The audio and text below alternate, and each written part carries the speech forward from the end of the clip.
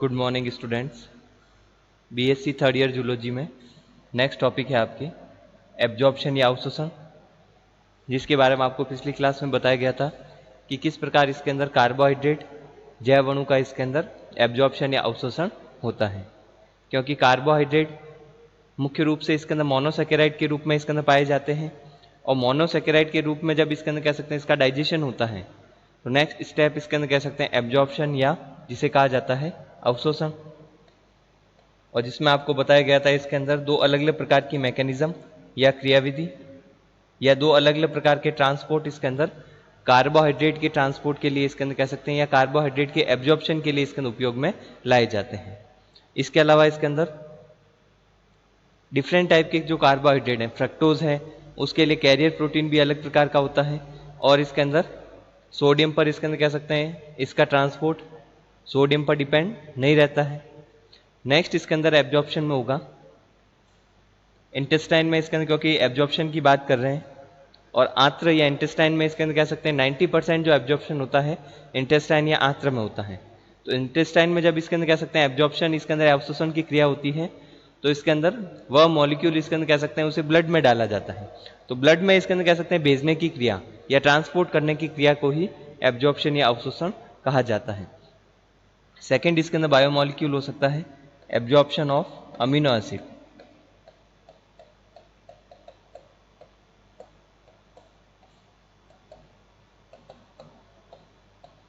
या जिसे कहा जाता है अमीनो अम्ल का अवशोषण।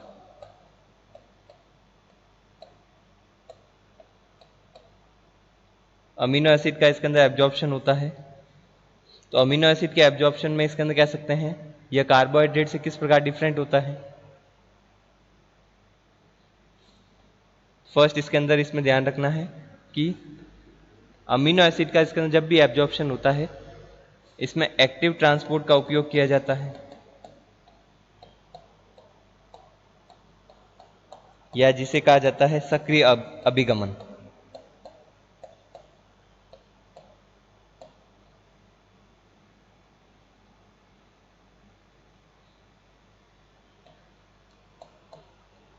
एक्टिव ट्रांसपोर्ट या सक्रिय अभिगमन, जिसमें आपको बताया गया था इसके अंदर एटीपी या ऊर्जा का उपयोग होता है। तो इसमें अमीनो एसिड का इसके अंदर एब्जॉर्प्शन या अवशोषण कराने के लिए एटीपी या ऊर्जा की आवश्यकता रहती है। सेकंड, अमीनो एसिड के एब्जॉर्प्शन के लिए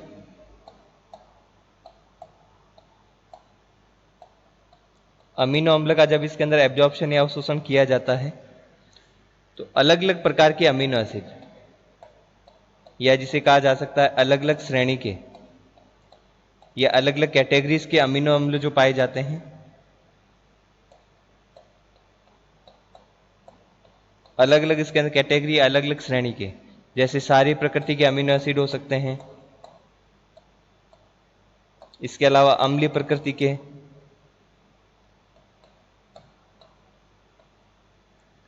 इसके अलावा इसका नेक्स्ट हो सकते हैं एलिफेटिक हो सकते हैं। तो टोटल इसके अंदर 21 अमीनो एसिड पाए जाते हैं, जिसे अलग अलग इसके अंदर श्रेणी में विभाजित किया जाता है। एलिफेटिक हो सकते हैं, एरोमेटिक हो सकते हैं,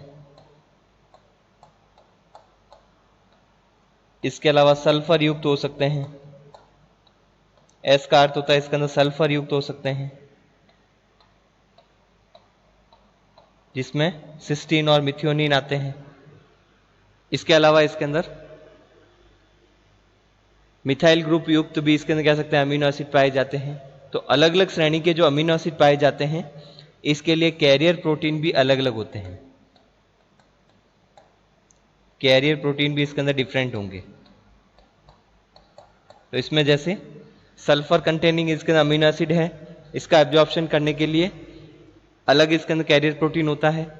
एलिफेटिक इसके अंदर श्रेणी के अमीनो एसिड के लिए अलग इसके अंदर कैरियर प्रोटीन पाया जाता है।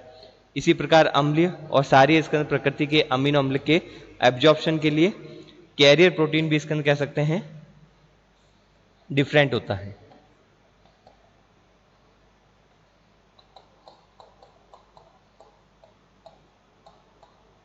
इसके अलावा अमीनो एसिड का इसके अंदर एब्जॉर्प्शन जब किया जाता है, अमीनो एसिड का इसके अंदर कुछ अमीनो एसिड जो है उनका एब्जॉर्प्शन सोडियम पर डिपेंड रहता है।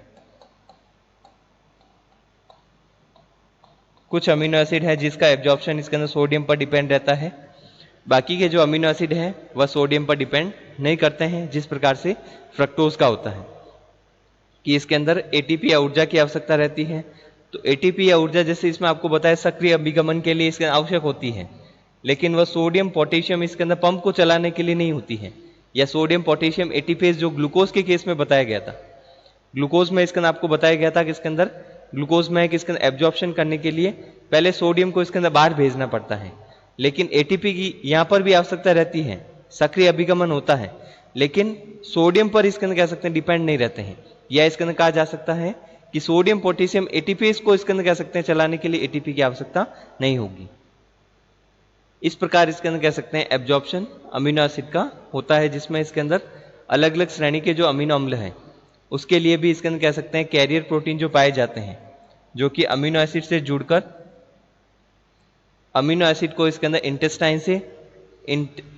इंटेस्टाइन और कैपिलरीज के बीच में स्पेस पाया जाता है, उसमें ट्रांसफर करते हैं, उसके बाद में ब्लड में ट्रांसफर किया जाता है, और ब्लड में यदि स्थानांतरित किया जाता है अमीनो एसिड को तो उसे कहा जाता है एब्जॉर्प्शन या अवशोषण। नेक्स्ट हो सकता है इसमें थर्ड,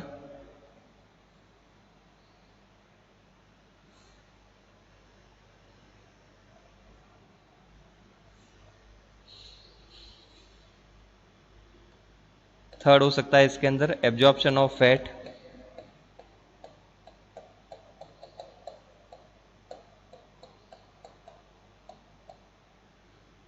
या जिसे कहा जाता है फैट या वसा का अवशोषण। फैट या वसा का इसके अंदर जब एब्जॉर्प्शन किया जाता है उससे पहले लिपिड का डाइजेशन होता है, लिपिड के डाइजेशन के लिए जो एंजाइम होता है उसे कहा जाता है लाइपेज, और लाइपेज जब इसका लिपिड का पाचन करता है तो एक तो फैटी एसिड, इसके अलावा मोनोग्लिसराइड,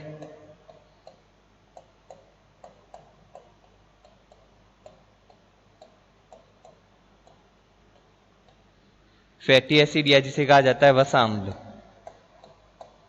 और मोनोग्लिसराइड का निर्माण करता है। तो इस प्रकार इसके अंदर मोनोग्लिसराइड जो बना है, इसके अलावा इसके अंदर कह सकते हैं लिपिड से जो फैटी एसिड बना है, यह इसके अंदर कह सकते हैं वसा अम्ल या फैटी एसिड और मोनोग्लिसराइड, इसके साथ में एक और मॉलिक्यूल जुड़ता है जिसे कहा जाता है कोलेस्ट्रॉल। तो जो भी इसके अंदर कह सकते हैं वसा में विलय इसके अंदर कह सकते हैं जैव अणु होते हैं, या जिसे कहा जाता है ऐसे जैव अणु जो कि जल में विलय नहीं होते हैं, उनका एब्जॉर्प्शन इसी मेथड के द्वारा किया जाता है। तो इसमें लाइपेज एंजाइम इसके अंदर जब लिपिड का पाचन करता है, जैसे लिपिड का पाचन होता है लाइपेज एंजाइम के द्वारा, तो इसमें फैटी अम्ल और ग्लिसराइड का निर्माण होता है, या जिसे कहा जाता है ग्लिसरॉल बनता है। तो अंत में इसके अंदर कह सकते हैं मोनोग्लिसराइड का जब निर्माण होता है, इसके अलावा वसा अम्ल और इसके अंदर कोलेस्ट्रॉल, तीन इसके अंदर मॉलिक्यूल इंटेस्टाइन में, तीनों मॉलिक्यूल इसके अंदर जो है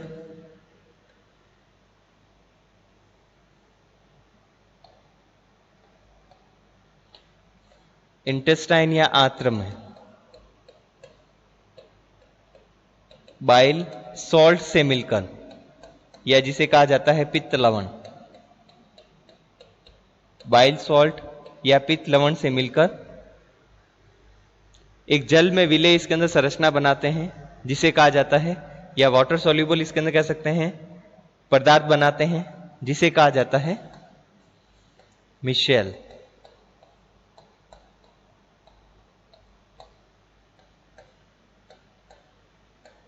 तो ये परिभाषा इसके अंदर पूछी जा सकती है, जैसे वेरी शॉर्ट आंसर में भी।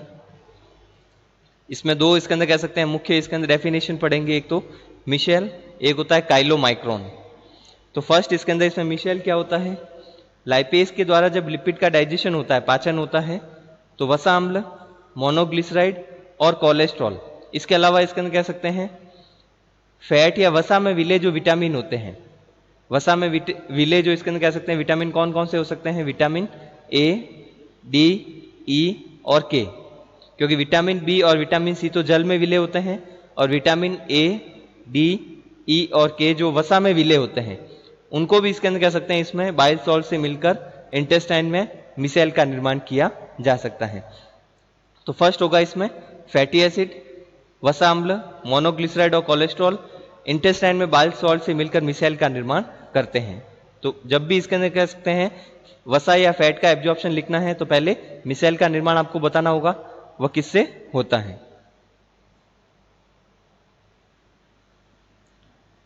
नेक्स्ट आएगा इसमें लिपिड या वसा के एब्जॉर्प्शन के अंतर्गत। तो इस प्रकार इसके अंदर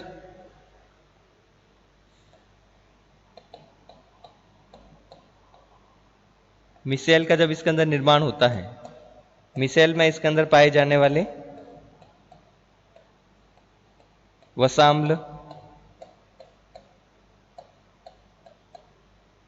इसके अलावा कोलेस्ट्रॉल और इसमें इसके अंदर पाया जाता है जैसे मोनोग्लिसराइड, तीनों इसके अंदर जो मॉलिक्यूल है वह इंटेस्टाइन की म्यूकोसल सेल से या जिसे कहा जाता है म्यूकोसल कोशिका,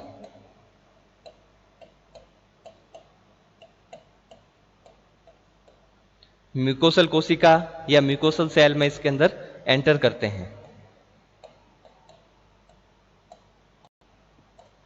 और ये इसके अंदर कह सकते हैं जो एंट्री होती है फैटी एसिड भी होगा उसमें, कोलेस्ट्रॉल भी होता है, इसके अलावा थर्ड इसके अंदर मोनोग्लिसराइड भी होता है। तीनों मॉलिक्यूल म्यूकोसल सेल में इसके अंदर एंटर करते हैं और म्यूकोसल सेल में इसके अंदर एंट्री जो होती है इसमें पैसिव डिफ्यूजन के द्वारा होती है।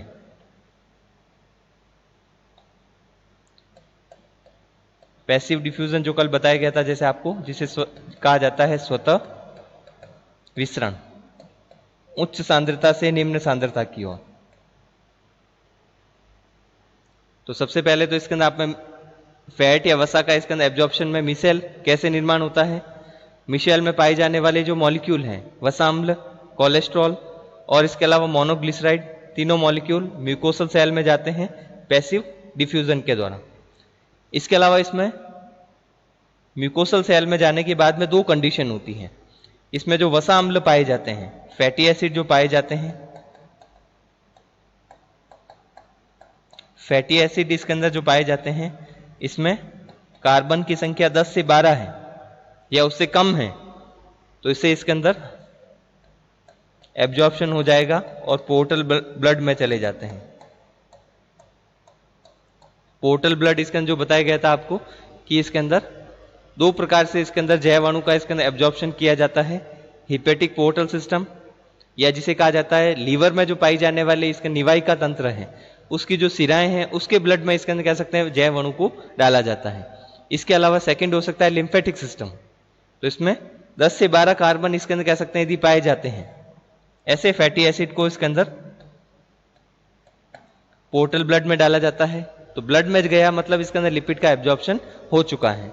और यदि इसके अंदर फैटी एसिड की संख्या 10 से 12 कार्बन इसके अंदर नहीं होकर उससे ज्यादा होती है तो उसका एब्जॉर्प्शन किस प्रकार से होता है, जैसे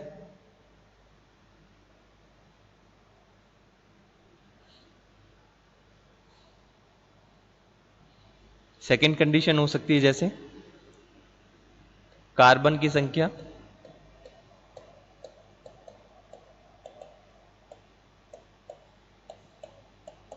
10 से 12 से अधिक है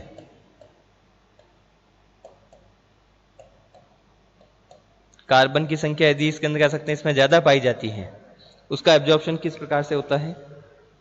कार्बन की संख्या यदि 10 से 12 से ज्यादा होती है तो सबसे पहले तो इसे वापस ट्राइग्लिसराइड में बदला जाता है।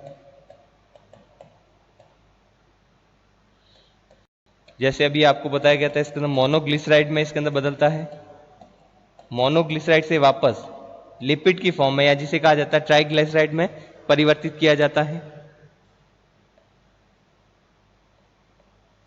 ट्राइग्लिसराइड, ट्राइग्लिसराइड के चारों ओर कोटिंग या इसके अंदर कह सकते हैं कवरिंग की जाती है। ट्राइग्लिसराइड का जो मॉलिक्यूल है इसके चारों ओर इसके अंदर कवर बनाया जाता है। कवर किसका होता है? प्रोटीन का, फॉस्फोलिपिड का।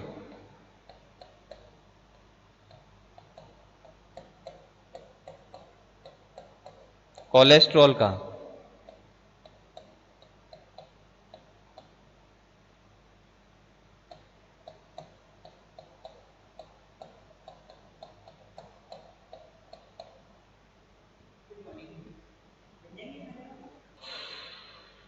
तो तीन अलग अलग प्रकार के जो मॉलिक्यूल हैं, प्रोटीन, लिपिड में यदि फॉस्फेट ग्रुप पाया जाता है तो फॉस्फोलिपिड उसे कहा जाता है।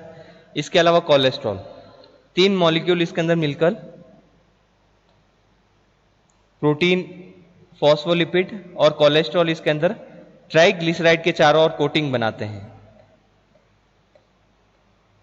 इस प्रकार के स्ट्रक्चर को इसके अंदर कहा जाता है काइलोमाइक्रोन। काइलोमाइक्रोन में इसके अंदर कोटिंग या कवरिंग तो इसके अंदर प्रोटीन, फॉस्फोलिपिड और कोलेस्ट्रॉल की होती है, और किसके चारों ओर कवरिंग होती है, कोटिंग होती है? ट्राइग्लिसराइड के चारों ओर। तो ट्राइग्लिसराइड को चारों ओर से कवर किया जाता है। ऐसी संरचना को इसके अंदर काइलोमाइक्रोन कहा जाता है।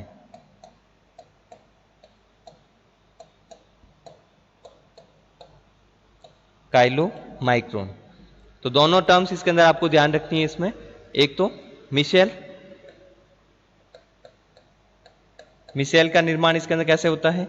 मिशेल का निर्माण इंटेस्टाइन में ही हो जाता है, और वह भी बाइल सॉल्ट या पित्त लवण से मिलकर।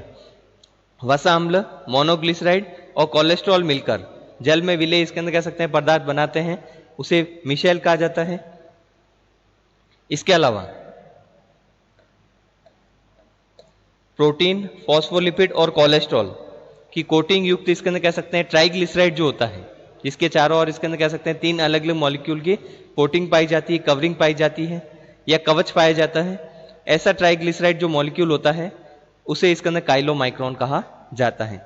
और काइलोमाइक्रोन का निर्माण उसी फॉस्फोलिपिड या कहा जाता है फैटी एसिड में होगा जिसमें कार्बन की संख्या 10 से 12 है। कार्बन की संख्या जिस इसके अंदर कह सकते हैं फैटी एसिड में 10 से 12 से कम है, 10 या 12 कार्बन से इसके अंदर फैटी एसिड इसके अंदर जो है उसमें कार्बन की संख्या कम है, तो पोर्टल ब्लड या लीवर का जो ब्लड है इसके अंदर उसकी वेन्स में इसका एब्जॉर्प्शन कर दिया जाता है। लेकिन 10 से 12 कार्बन से अधिक है तो इसे इसके अंदर काइलोमाइक्रोन में परिवर्तित किया जाता है। तो इस प्रकार इसके अंदर लिपिड का फिर एब्जॉर्प्शन किस प्रकार होता है, इसमें आपको बताया गया था लिम्फेटिक सिस्टम के द्वारा होता है। तो काइलोमाइक्रोन इसके अंदर कह सकते हैं यहां पर जो फॉर्म हुआ है या काइलोमाइक्रोन का जिस प्रकार से निर्माण हुआ है, काइलोमाइक्रोन नेक्स्ट इसके अंदर इंटेस्टाइन या आंत्र के जो बेसल पार्ट होता है, आंत्र का जो इसके अंदर कह सकते हैं आधारी भाग होता है, बेसल पार्ट से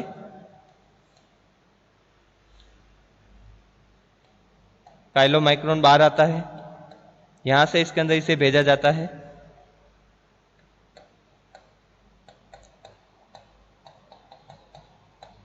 इंटेस्टाइन की लिम्फेटिक वेजल में।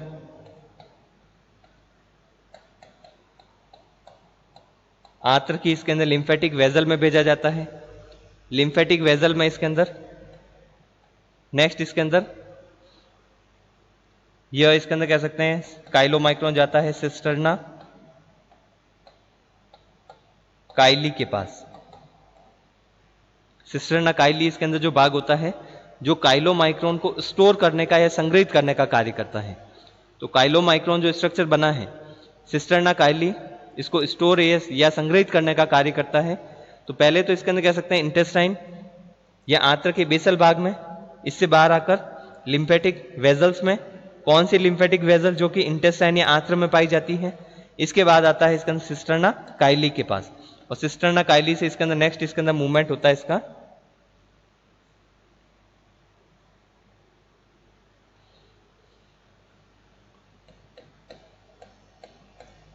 थोरेसिक डक्ट, या जिसे कहा जाता है लिम्फेटिक डक्ट,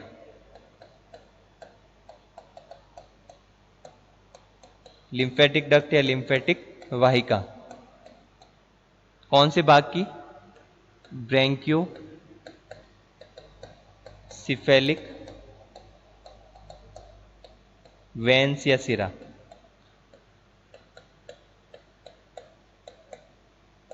ब्रैंकियोसिफेलिक, ब्रैंकियोसिफेलिक जो भाग है इसमें जो वेन्स या सिरा पाई जाती है, वेन्स या जिसे सिरा कहा जाता है, क्यों आर्टरीज है जिनको धमनियां कहा जाता है, वेन्स